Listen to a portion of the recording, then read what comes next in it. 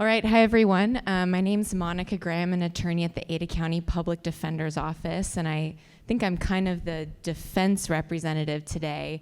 I know it's been mentioned, certainly there are private defense attorneys as well. I think I can probably answer questions for both of our communities. My PowerPoint is also not as good as the TCA's PowerPoint. It's wordy, so I'll try to summarize some of it. But our office, the Office of the Ada County Public Defender, and really any public defender's office in Idaho, is born out of the Sixth Amendment of the United States Constitution. And that says that anybody accused of a crime who's here, and that does not matter if you are a citizen, if you have lawful or undocumented status. If you're present here, you're accused and charged with a crime that can come with jail time, essentially. You have the right to defense counsel. The Office of the Ada County Public Defender represents specifically indigent individuals for crimes that occur in Ada County. And that does not mean that you have to be an Ada County resident. It means that your charge is in Ada County. And that same would go for if somebody is accused of a crime in a different county. So for example, if we have someone who lives in Nampa and maybe picked up a charge downtown Boise on a Friday night, that would still come to our office. And indigent essentially is a financial threshold. That's a discretionary decision ultimately by the judge. It is income-based, but it is also based on dependents, how many people are in your family, what your savings is, what your expenses are. The reality is that we represent many, if not most cases. We've got some stats at the bottom. We process approximately 15,000 cases per year. So many cases in Ada County. We represent individuals from anything essentially from a misdemeanor criminal charge up to a death penalty capital homicide case. The majority of our cases fall in the adult criminal matters and juvenile criminal matters. A criminal matter would be a misdemeanor or a felony. We've heard a little bit about a traffic infraction, like just a speeding ticket or something like that. You don't qualify for the public defender for just an infraction or a speeding ticket because they don't come with jail time. They come with a set fine or not. But something important to remember for anybody that works regularly with individuals that may have been accused of a crime is that crimes can come in the form of arrest and often are, but they can also come in the form of a ticket. So just because you have a ticket doesn't mean that it's just a traffic infraction. It's something you may qualify for attorney representation on. So certainly we encourage anybody that would qualify to apply for our services. We get appointed by judges typically at the first appearance, the magistrate court arraignment. You've heard about video arraignments. I know the jail presentation talked about that. We have an attorney from our office at every daily video arraignment proceeding. If we're appointed, they can come in and argue things like bail and give some basic information. After we are appointed, I should say simultaneously, if an individual does not qualify for the public defender or chooses to hire a private attorney or is determined by the judge to be qualified to represent themselves, we're still there. We just kind of step back. Other proceedings that we do have that are quasi-criminal are involuntary mental health hospitalization proceedings. Those are mental health civil commitments, and child protection or parent defense matters. We can be appointed in the child protection realm. We primarily represent a parent. However, sometimes we do represent the child as well, particularly especially if a child has maybe their own juvenile criminal charge going on and something out of that becomes a child protection case as well. We would keep representation typically of the same client in that situation. And then some contempt proceedings from civil judgments, which Majority are things like non-payment of child support. Sometimes I've had a case where it was just non-compliance with a family law order. Sometimes we do end up in those courtrooms as well. Things that we don't represent, family law, divorce proceedings, evictions, workers' compensation, those kind of things. Certainly daily cases that come up. We cannot be appointed, so typically if we have a client that has something like that going on, whether that's related or just ancillary to their criminal charge, we can refer them to Idaho Legal Aid or certain other court services through the trial court administrator's office. Our office is pretty well staffed, but we process a lot of cases, and so we have approximately 74 attorneys. I think we have 68 right now. We have a couple coming with the summer bar passage if they pass the bar. We have 21 legal support staff, and that's everybody from reception, kind of case processors and managers opening up all of these new cases to paralegals and legal assistants that help us on our cases. We have 8 in-house investigators. This is important for clients in that although many are retired law enforcement, they work directly for the public defender's office, so they do not have the power to arrest anybody. They investigate at the defense attorney's request, not the court or law enforcement's request. And this is very exciting for us. We have 2 in-house social workers. We got our first social worker, I think about 5 years ago, and we were able to bring on a second one this last year, and they're amazing. They're both masters and or licensed in social work. Now, obviously, if we process about 15,000 cases, the 2 of them can't be on every single case.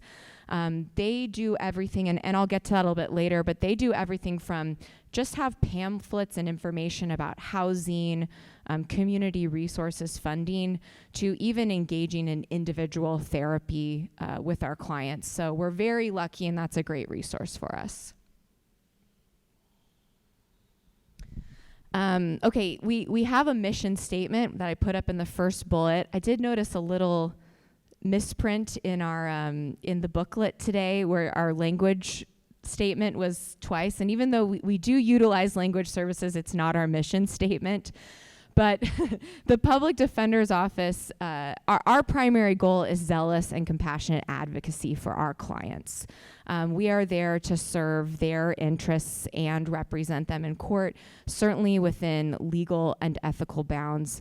And we appreciate being invited here because we do work with all of the partners and organizations that we've heard from or will hear from today. I will give a shout out because we heard from Jail Services. We've been very lucky through Jail Services to have a lot of access to the Ada County Jail, more than I've experienced in other counties, and that definitely helps us represent our clients, and I think just aids in the communication and understanding of this process for clients. Our primary responsibility as public defenders, as just defense attorneys, is always to put the interests of our clients above everybody else. This is our greatest goal. This is our greatest reward. That can certainly involve anything from potentially someone being found not guilty at a jury trial. All individuals are presumed innocent, so we don't say that they're found innocent. They are presumed that as a basis by the Constitution. To just working out a sentence or a case or even resources after a sentence to put them in the best position as possible. We certainly say, and I think we've heard this from other organizations today too, but this is the job where we hope we never see our clients again, because that means that they're doing well. And certainly we do see clients more than once, but you get to know them, and we hope we can work through to just continue positive results. I've added, and I just think it's an important note, that our attorneys and our staff just like most everybody that works in this realm, it's a stressful position. From our perspective, we are often against overwhelming odds. I'm very proud to be a part of the Ada County Public Defender's Office. I truly believe that all of the attorneys here fight for constitutional advocacy and make sure that that person has an opportunity to be heard in court. Because even if it just looks like, well, you were caught shoplifting on video at Walmart, and that's pretty obvious. There's always something that we can fight for and just make sure that their rights are fought for, because obviously if their rights aren't fought for, then none of ours in this room are either. Barriers and limitations. As Shauna stated as well, as attorneys, we always have to advocate within the realms of our ethical obligations and our legal obligations. And we are all licensed under the same Idaho State Bar. The biggest barrier or limitation to the greater public or to family or people who work with our clients is attorney-client privilege. This is really the core of the trust in our representation. Our non-attorney staff members like paralegals or investigators, people that may speak with our clients as well, they fall under our ethical umbrella, and certainly the attorneys are responsible for monitoring that. What this basically means is that our duty is to our client, and the communications that occur between our client and ourselves are confidential. We need individuals to be able to comfortably talk to us about what really happened, or I think you can kind of think about it when you go to the doctor and you might have to say that very embarrassing thing, but that really can help the doctor figure out what's wrong or what the best course of medicine is. We need people to be able to talk to us in that same realm in terms of being accused of a crime and going through the court process. This can be frustrating for family members and caseworkers and all of the people that do ultimately support and help our clients. And this can be difficult even when we are maybe a post-judgment issue. I know we're going to hear from probation. We communicate with probation officers a lot, and sometimes it's difficult. We have to keep that privileged information private. And so what that means is that even a supportive family member, including a spouse or a parent, may request they want a copy of the police report. They want to see what happened. They want to know what the investigator said. They want to know what our client, who may be their family member, said. And we have to politely just explain attorney-client privilege, that we cannot provide this information, and that if we were to do that, aside from potentially exposing issues with ethical and legal liability, we have to protect our client. We have to make sure that that privilege is kept. If we were to share that, that could break a privilege. And even a supportive family member, for example, could become a witness against their own family member, even if they had not intended to be. A quick comment on parents, and I know juvenile will be talking also, but parents are more involved in the juvenile process. When you have a minor under the age of 18, there's a petition that they've been charged essentially with a juvenile crime. The parent or legal guardian is included in that petition, and our juvenile attorneys do have a different type of contact with parents, although our duty still is to the client. Clients do have access to their case file within our office. We provide them with discovery, which is the police reports, the things that could potentially be used against them or in their favor in their case. The prosecutors also have an ethical obligation to disclose exculpatory information, things that would tend to show their innocence. We are still bound by legal rules with that. If a client gets a copy of discovery, it's redacted. In Ada County, we're lucky because the Ada County Prosecutor's Office does those redactions for us. I've worked in other counties where that can be more difficult, but that means that typically private and contact information, maybe of a victim, of a witness, something like that would not be disclosed to the client. The attorneys obviously have ethical obligations, and they receive unredacted copies that stay in the attorney file. What clients don't have access into our file is essentially attorney notes and what we call work product. That may be things that we do in preparation for a hearing, for trial, for a motion, things along those lines. Certainly, for example, if we were to file a motion, unless that was sealed for some reason to be kept private, those are public documents. I know that my office's practice is if a client wants to read every little motion you file, even if it's public, there's no issue in sharing that with them. No disinterested party can access client-related materials, and that goes with privilege. So an example is that we will often get communications from maybe a mental health care provider, from a caseworker, typically all from people that help our clients, but we can't specifically share with them for those same reasons I discussed earlier with privilege.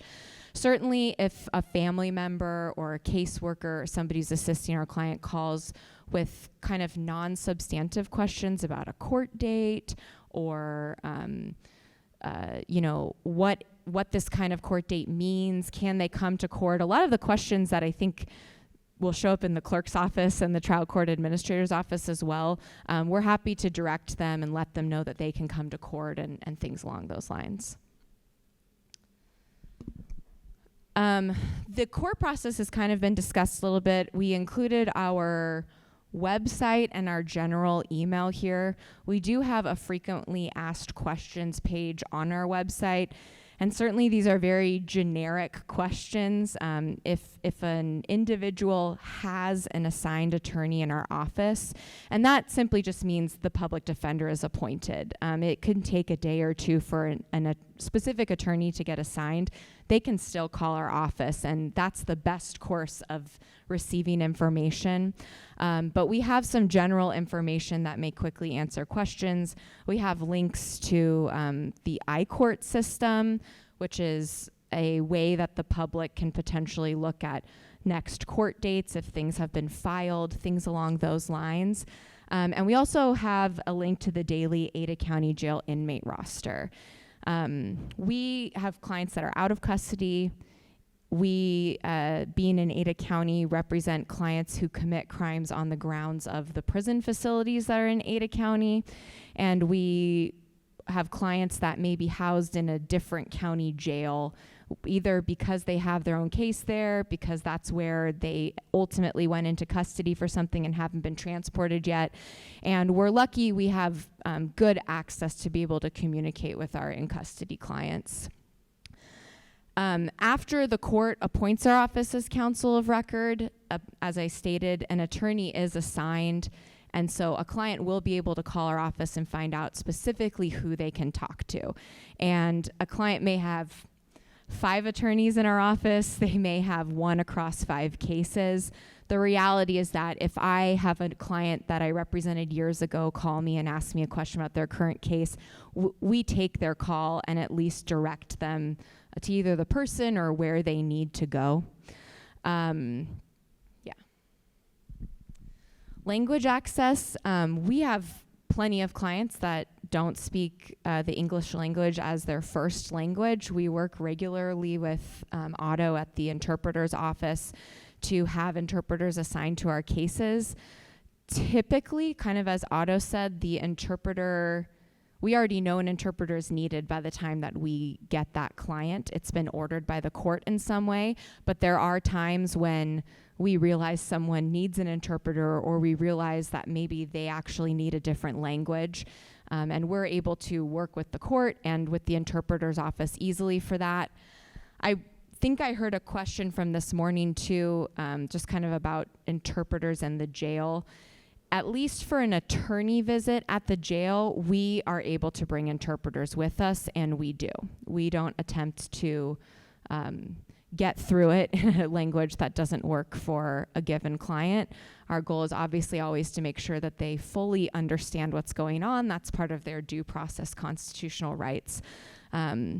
And something else I should note that I don't think was on here is that we, throughout Idaho, as public defenders, should have vertical representation of clients.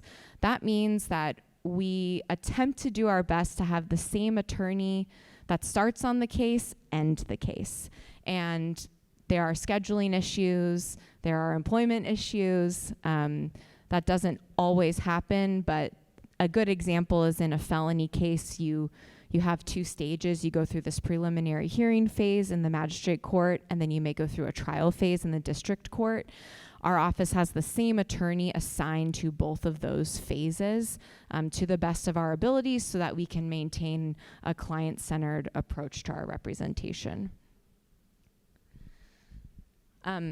Mental health and substance abuse is a huge part of our daily representation and just our daily office work.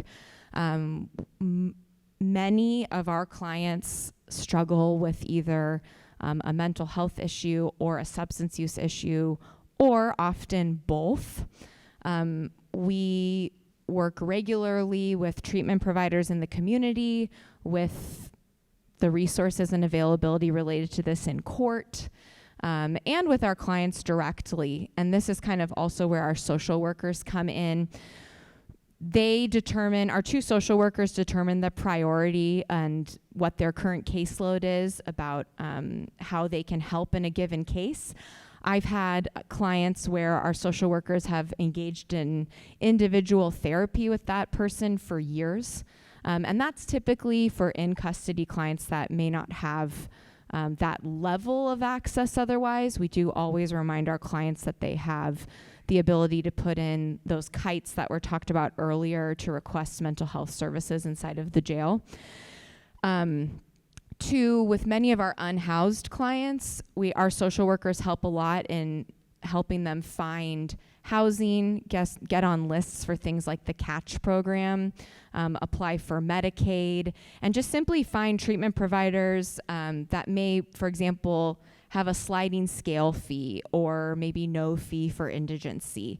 All of that really aids in their ability to go forward in not only their case, but in life. Ada County does have 3 problem-solving sentencing courts: mental health court, drug court, and veterans treatment court. Those are for felony charges. An individual does have to apply for that program after they were to plead or either plead or be found guilty in a case. We have 3 attorneys in our office that handle specifically that phase if a certain client qualifies for that. And they attend staffing, they help them with the application, and they are with them actually throughout the whole specialty court process, attending review hearings and things like that. That differs from if someone, for example, were to just go on to regular felony or misdemeanor probation. The attorney has involvement if a probation violation occurs, or if for positive behavior, they may qualify to get released early, but we're not otherwise, for example, at meetings with them at a probation officer's office and things like that. And then importantly, a huge part of our continuing legal education required both under our license, but just as part of our training in our office, is learning about how to approach and how to handle mental health and substance use issues. Certainly, our goal is always to be compassionate and handle that with care and make sure that people feel heard in that arena. And importantly, our duty of confidentiality still remains if a client were to discuss an issue like that with us. And then finally, the Ada County Public Defender and the Public Defender System of Idaho has an update occurring next year. We are currently a county-based system in Idaho, which is similar to a lot of western states at least. So that means that the Ada County Public Defender's Office and the Canyon County Public Defender's Office are run through separate counties. This past legislative session in 2023, House Bill 236 passed, which is going to create the Office of the State Public Defender of Idaho. And so all of the public defender systems, whether it's an in-house office or a contract basis, which occurs in some of the smaller counties with attorneys, we will all become one very large office. And it will kind of be a hybrid of state and local control.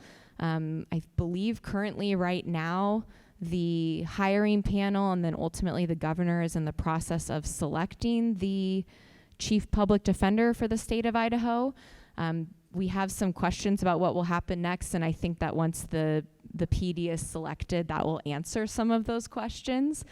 There will also be 7 district public defenders, and that's for each of the 7 judicial districts of Idaho.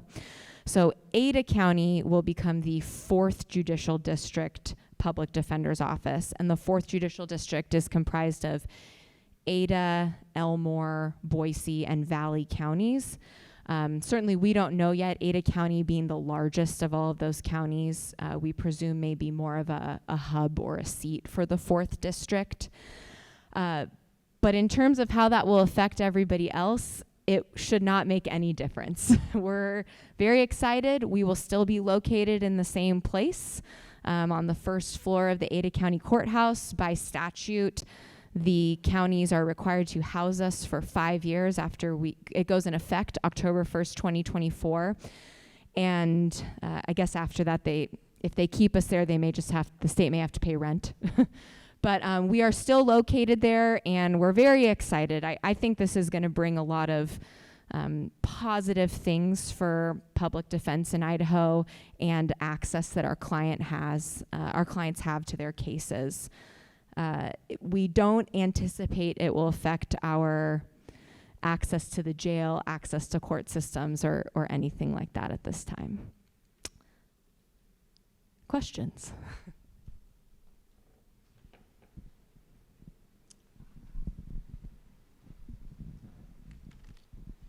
How many cases do you guys each have assigned to you typically?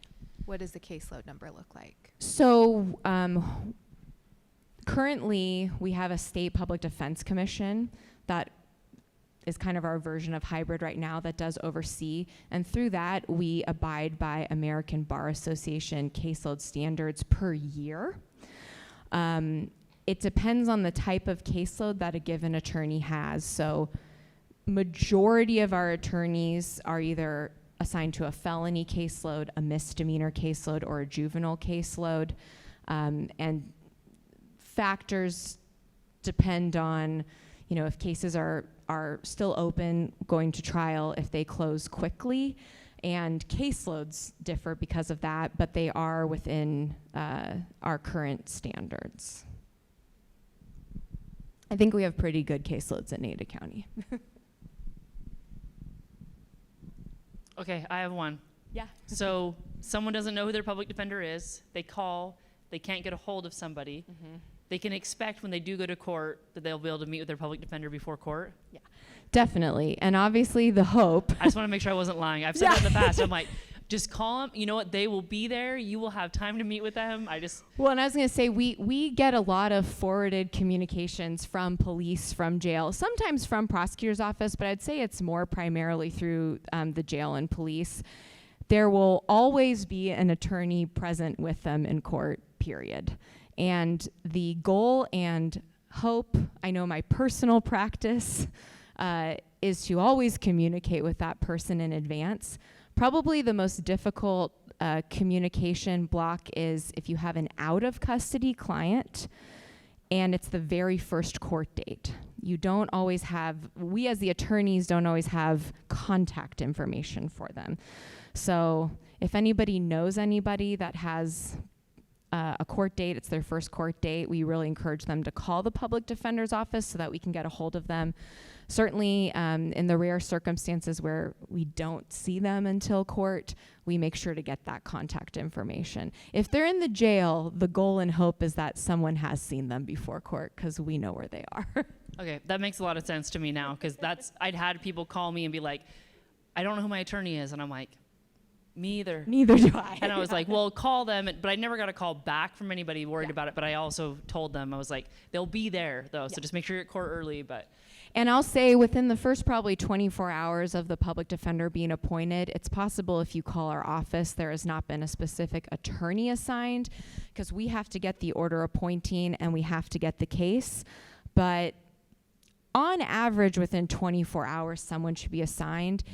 If you are very nervous, and that's very understandable if you've never been to court before too, and you need to call someone right away, there will still be someone in our office that you get directed to, potentially me. And certainly anybody can ask for Monica Gray. I'll answer the phone. awesome. Thank you so much, Thank Monica, you. and thank you for what you do.